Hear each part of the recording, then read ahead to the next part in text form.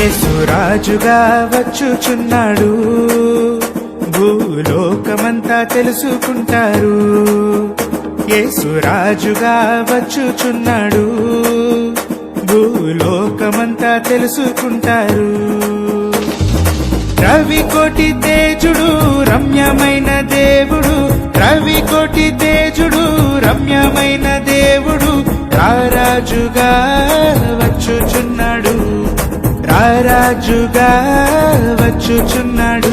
యేసు రాజుగా వచ్చుచున్నాడు, భూలోకమంతా తెలుసుకుంటాడు.